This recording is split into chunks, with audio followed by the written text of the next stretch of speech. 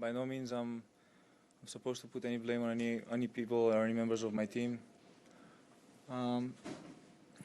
Everything on court is under my control and under my talents, and the way I can play the sport are shown out on the court. If I'm not able to deliver, then I'm not supposed to be doing well, and that's what happened this summer. I was not good enough to deliver and score good results, and I won't blame it on anything. It's just poor performance after Los Cabos. Had a tough transition to Toronto where I dealt with a really bad jet lag that I never had such a kind of an experience on tour before. Had a very difficult match against Gael. I was actually thinking of retiring in that particular occasion, but I couldn't. I went in and hoped that I can do something. Otherwise, the other two results, including the one today, I have no reason to say anything. It was just pure competition, and my opponents showed better tennis than I did. So I want to congratulate them because I consider myself a good player, and I don't want to be a person that can be beaten easily, or I'm giving my opponents easy time on the court against me. I try and make it as hard as I can, and if it doesn't work, it doesn't work. I move on with my life, and hopefully I can get better in the future. Andrew. Yep. Andrew Jones, ESPN Landscape. Steph, despite that, you still went and signed autographs with the fans. Just your thoughts of doing that, where players, if they lose, they just go right and have their right to do that, yet you still decided to do that. What's your whole thoughts on that? It's not an easy thing to stay there. I saw the little kids' faces that kind of touched my heart because I was at their position once upon a time, and I really looked up to players like me in this occasion. Now I consider myself someone that kids look up to. Probably not as much as Roger, Rafa, or Novak, but I'm somewhere there in the substitutes.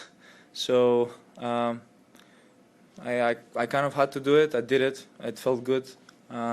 Although inside of me, I was kind of, first thing I wanted is to leave out of the court and just clear my thoughts. But I had to do it, so I hope I made people happy through that. Okay. Howard. Howard Federer with the Associated Press. How would you describe him as a player, and what in particular did he do today that gave you trouble?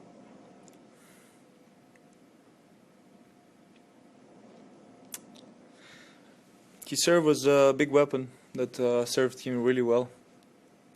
He's very loose on the serve. If he gets in the zone, he can hit some really good serves.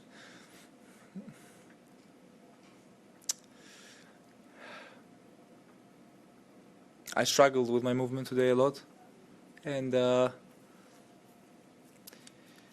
it was the main issue with my performance. I think movement wasn't good at all, and although I did have a match before that in which my footwork and my balance was relatively good, I wasn't able to bring that into today's match and be as consistent with it. I was off balance. I was getting caught on wrong foot most of the time, and the court seemed a bit faster than Armstrong, but that is not an excuse. It's just that sometimes I had chances to hit the ball a bit, go for it for a little bit more, and I felt like the ball would slide a bit, skid through the court a bit faster, and it kind of it had me out of balance, and I framed a few times. Okay. Rajwal Hegde, Times of India. Steph, I just wanted to ask you about, from serving for the match, you were up 5-2, and then you lost about 7 straight games from there. What was going through your mind, and if really the struggle is the mental part of it? Is that the first set? No, when you were serving for the match. On the fourth? Yes. 5-2, right? Yes, 5-2, then, yeah. No, but that's not... 5-3 you were serving for the match. 5-3 I was serving. 5-3 is not possible. 5-3 I was serving, yes. Look, it hasn't happened to me before. It's the first time for me. Usually I'm much tougher mentally, and I've shown it by coming back, even though sometimes I get broken serving for the match, let's say. I still find ways in the tiebreaker or perhaps in the fifth set if it has ever happened. So today was not the case.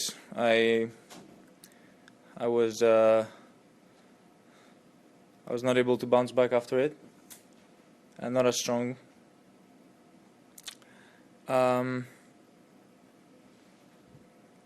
Yeah, I just need to be looser. One more question in English. Howard, yeah, back. Are you sick at all? You were just coughing, just asking if you're ill. I think it's the air conditioning here. It's the transition of temperatures. I was playing in a hot center court a few minutes ago, and it's freezing cold in here, so I tend to cough sometimes when that happens. Okay. Thank you, everyone. Thank you, Steph. Greek.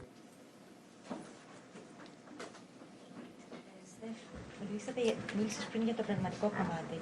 Εμένα μου φάνηκε ότι δεν είχες με πολύ σιγουριά στα χτυπήματά σου. Ήταν έτσι, το ένιωθες κι εσύ? Ήταν γρήγορες οι συνθήκες και ένιωσα ότι δεν είχα καθόλου χρόνο να αντιδράσω και να ανοίξω τη ρακέτα ώστε να χτυπήσω τα χτυπήματα τα οποία θέλω να χτυπήσω. Έπαιζε πολύ flat, χτύπους το φόρμα πολύ δυνατά.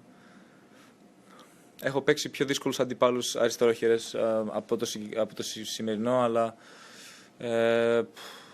έπαιξε καλύτερο τένις από μένα. Κυρίως στις επιστροφές. Κατάφερε να βάλει πολύ περισσότερες επιστροφές από μένα και νομίζω το ένιωσε κάποια στιγμή ότι καταφέρει να κάνει πιο πολλά πράγματα μες στο γήπεδο από ότι εγώ. Εγώ έδινα μερικές φορές κάποια δώρα τα οποία δεν έπρεπε και νομίζω ψυχολογικά αυτό δίνει λίγο κίνητρο στον αντίπαλο. Φάνηκε πάντως να έχεις τον έλεγχο, ακόμα και έτσι, δηλαδή ήσουν σέρβιρες για το μάτς στο 5-3. Τι συνέβη από τότε? Ζοριζόμουν πολύ, η αλήθεια είναι. Ακόμα και όταν ήμουν πάνω στο σκορ, ένιωθα ότι δεν ήταν εύκολο. Κατάφερα να βγάλει πολύ καλές επιστροφές εκεί. Νομίζω είναι το μεγαλύτερο το όπλο, το πώς μπορεί και μπλοκάρει την μπάλα στην επιστροφή, χωρίς να χρειάζεται δεν εξοικονομεί πολύ ενέργεια. Και